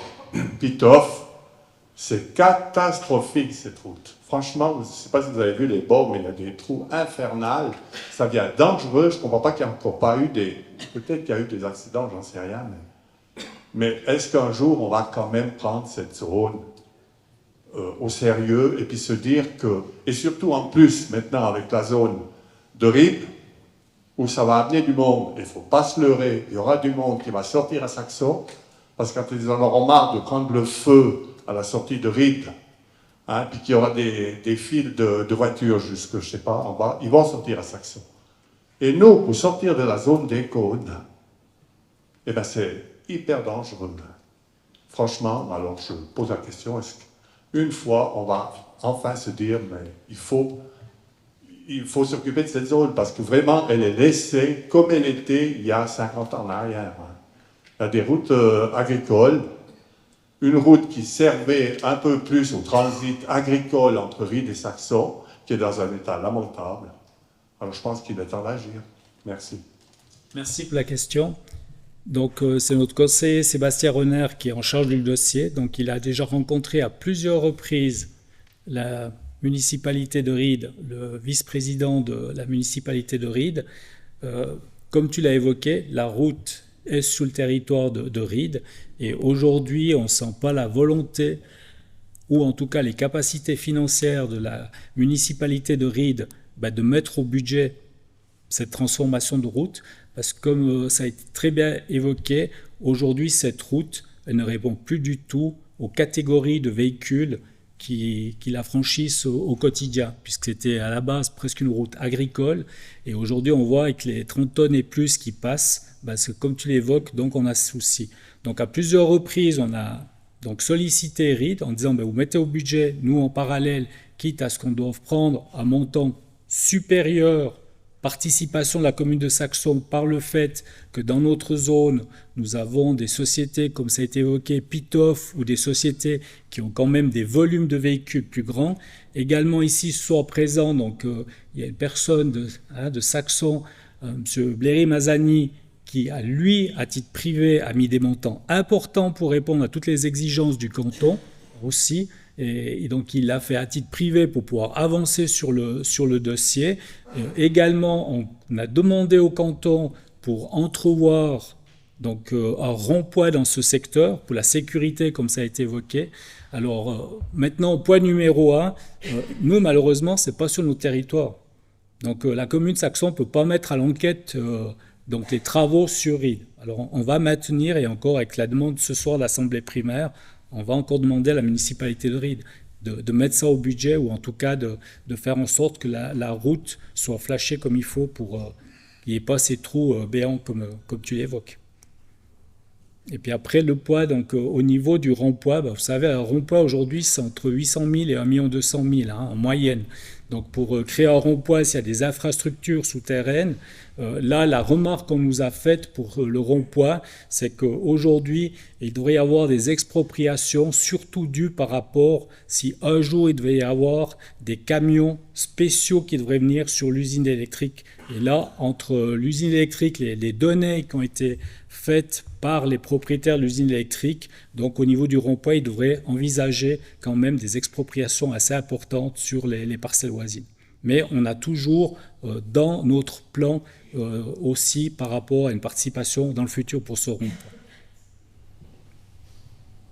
Oui, alors justement, c'est vrai que sur Ried, c'est difficile puisque vous êtes sur 2 communes, mais enfin, je pense qu'on peut dialoguer. Il faut absolument dialoguer entre les communes. Je crois qu'on est en train de faire des efforts à tous les niveaux, au niveau de mettre ensemble des synergies et tout ça. Je crois qu'on pourrait. Je t'assure que le conseil Renner, donc vraiment, a pris le temps à plusieurs reprises de dialoguer avec eux pour cette une partie de la route appartient à Saxon. Je sais, je le sais. Je sais très bien que les 3 quarts sont sur Ried, mais un petit quart est sur Saxon. J'en ai fait les frais d'ailleurs, mais enfin bref, revenons pas sur les vieilles choses. Mais la route des Cônes, alors là je pense que c'est urgent, parce que pour nous c'est une route, et je vous dis, les gens qu'on est là-bas, on n'a plus envie de sortir au bout, donc on remonte la route des Cônes pour pouvoir sortir aux oies où c'est plus en sécurité pour sortir et tout. Oui, mais après la route des Cônes, certaines personnes sont aussi trompées parce qu'elles pensent que c'est la route, alors que très souvent les gens, à force de laisser passer le véhicule qui est en face ou le camion qui est en face, donc les gens se déportent sur des parcelles privées. Donc aujourd'hui, malheureusement, donc une partie du roulement se fait sur des parcelles privées. Mais on est obligé. On ne peut pas faire autrement, déjà, à cause des... Les propriétaires ne sont pas très heureux non plus, à juste titre. Oui, bon, après, il faut trouver des arrangements et des choses, mais c'est... Enfin... Bien, on va regarder. Merci. Merci beaucoup. Oui. Oui. Bon, M. Renner n'est pas là. Pour lui poser la question, pour l'éclairage au village, j'aurais dû le voir depuis une année. Mais une question, la tour, même sans étoile dessus, pourquoi pendant les fêtes, elle n'est pas illuminée? Je trouve la tour. Je trouve c'est dommage. Je sais que l'année passée, on devait économiser l'électricité et tout ça, mais au moins cette année, un petit peu. Une petite question, pas une remarque. C'est toute la complexité de trouver l'équilibre entre pas assez, trop. Voilà. C'est pas partie de l'éclairage. Oui, bref. On a discuté et puis on s'est dit on reste vraiment sur les axes, la salle polyvalente, l'église, l'administration communale, les travaux publics. Voilà, donc ce soir il y a une demande pour la tour. La tour, en toute franchise, il y a aussi des frais qui sont importants parce qu'on doit héliporter. Hein. Non, mais sans l'étoile. Que la tour. Ah, que la tour. Moi, l'étoile. D'accord. Que la tour. Ça me fait rire, mais la tour, je trouve, ça fait quand même partie de Saxon. Oui. Ouais, mais la journée, sous la pluie, elle ne donne pas la même chose. Par contre, félicitations pour les bacs de fleurs dans la commune, c'est magnifique. Seul truc qu'il faut regarder, j'ai tendance des fois peut-être rentrer un peu tard, mais on ne voit pas toujours bien la petite ligne qui est dessus pour dire il y a un bac. Pardon. C'est parce que M. Montet, notre service des travaux publics, arrose trop bien les fleurs, elles ont pris de l'ampleur. Mais c'est vrai qu'on doit être attentif à la sécurité aussi. Oui. On vient après Madame Reus. Oui, Damien Pedroni. L'année passée, j'avais posé la question pour une police communale. Quand c'est qu'on viendrait sur une police communale, je me souviens que la réponse était que par habitant, ça reviendrait autant cher que la police de Sion, donc ce qu'on a à Sion. Puis actuellement, on a toujours une police intercommunale. Si j'ai bien compris, on paye autant cher que Sion, sauf qu'on est 5 fois moins que Sion. Donc qu'est-ce qui justifie en fait cette différence? Il y a plus de délinquance, il y a plus de... Qu'est-ce qui fait qu'au final on est autant cher que Sion alors qu'on est 5 fois moins? Tu prends d'où le calcul de 5 fois moins? J'estime, genre on est 7 000. Voilà. Alors il ne faut pas estimer. En 2022, il y a 35 000 à Sion. Non. Donc ils sont de toute façon plus que nous. Donc, c'est faux. Non, c'est sûr. J'ai regardé avant, il y a 35 000 en 2022. C'est faux. Non, Sion est en collaboration avec Sierre, donc il faut prendre la totalité des régions Sion-Sierre. Donc aujourd'hui, la police communale, nous sommes passés à peu près de 21 francs par habitant il y a 25 ans en arrière Et ce soir, on vous propose 130 francs. Donc, Oui, au final, on arrive au taux de percussion. Donc, qu'est-ce qui justifie cette différence alors que Sion sont plus nombreux? Sans faire de calcul, ils sont quand même plus nombreux que Saxon. Ce qu'on justifie, c'est qu'on est dans une situation critique. Et comme je l'ai évoqué, donc le commandant de la police intercommunale ainsi que son adjoint nous ont rendu attentifs, c'est que par rapport à l'effectif qu'ils étaient aujourd'hui, pour assurer du 7 jours sur 7 et du 24 heures sur 24, on allait vers une augmentation des incivilités. Aujourd'hui, sur les réseaux sociaux, on parle d'insécurité. Alors, sur la base de ces éléments de sentiment d'insécurité, parce que les statistiques de la police de Saxon ne sont pas dans des données où nous sommes dans une zone rouge avec des incivilités qui sont extrêmes. Le cas qui s'est passé malheureusement hier à Sion aurait pu se passer à Saxon. Donc on peut remettre en question. Mais la question... Une insécurité, enfin comment vous avez dit pas insécurité, dans une... Sentiment d'insécurité. Oui, mais avant ça, vous avez eu critique. Une situation critique, c'est quoi une situation critique? C'est une situation où la police nous rend attentifs et je vous ai donné toutes les données entre les rapports de police, les contrôles de radar, entre les incivilités qui sont faites sur la commune, entre les situations critiques qu'il y a aussi en parallèle par rapport à des situations au sein des familles, donc où la police nous rend attentifs qu'aujourd'hui, en augmentant l'effectif, en augmentant une police de proximité, d'être là présent à proximité des gens, on va pouvoir dialoguer avec ces gens et surtout on va être plus attentif pour remonter des données auprès de la police cantonale valaisanne. Aujourd'hui, les chiffres, vous pouvez contrôler des chiffres, Saint-Maurice c'est 75 francs par habitant. Moitié de Saxon, ce qu'on vous propose pour l'année prochaine. Seulement, Saint-Maurice n'a pas une police 7 jours sur 7, 24 jours sur 24. Donc, comparons ce qui est comparable. Aujourd'hui, je vous ai donné le chiffre, la ville de Sion, c'est 130 francs. Saxon, nous serons entre 130 et 133 francs l'année prochaine. Si je prends l'augmentation du coût l'année prochaine des salaires, on sera la même chose que la ville de Sion. Donc, ce que l'on veut, c'est justement canaliser une situation aujourd'hui qui est critique sur une autre commune. Mais de nouveau, je ne vais pas faire débat sur les informations qui paraissent sur les réseaux sociaux, parce que les informations qui sont justes sont celles qui nous sont données par la police et non pas sur les réseaux sociaux. Je ne me base pas sur les réseaux sociaux, mais au final, c'est plus sûr de vibration qu'à Saxon. Pardon ? Si j'en déduis. Du tout. Ok. Du tout. Oui ?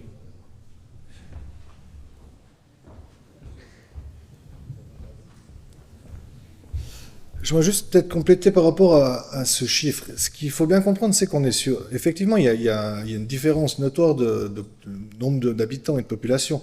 Là, on est vraiment sur un ratio coût-habitant.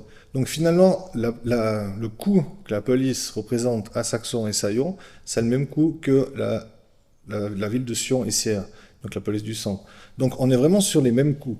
Donc en justifiant que pour le travail qui est fait, donc on a parlé d'éducation routière, on a parlé de services de proximité, je ne veux pas citer toutes les tâches que j'ai citées tout à l'heure, pour arriver à subvenir à tous ces besoins, pour que les agents puissent faire leur travail dans leurs heures sans exploser les heures supplémentaires, et puis en étant en santé, on a dû prendre cette décision donc d'augmenter les effectifs. Mais c'est pas par gaieté de cœur de venir ce soir de proposer quasiment 400 000 francs d'augmentation pour la police. Par contre, le Conseil estime aujourd'hui que la sécurité des citoyens n'a pas de prix, et puis on est sollicité régulièrement, et à mon avis pas encore assez. Les gens n'appellent pas encore assez la police, parce que souvent on devrait le faire encore plus, et puis on veut avoir un service pour la population 7 jours sur 7, 24 heures sur 24. Alors c'est clair que ça peut paraître, peut-être pour certaines personnes, trop, mais on est sur un ratio, quand on prend le ratio de Sion, c'est pour comparer qu'on n'est pas complètement à côté par rapport à ce qu'on propose. Et puis après, là, on parle du canton du Valais. Si on va sur d'autres cantons, on est encore bien inférieur au coût qui est investi pour la sécurité de la population. Donc on estime avoir fait le bon choix. On verra les résultats. Les 3 nouveaux agents vont commencer au début de l'année prochaine. On espère vraiment que ça se ressentira. Et puis, encore une fois, je répète, l'information essentielle à retenir, c'est que le conseil communal incorpore, souhaite que les gens soient en sécurité à Saxon. C'est ça qu'il faut retenir.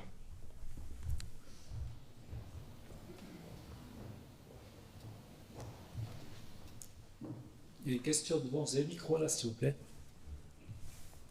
Madame Reuse.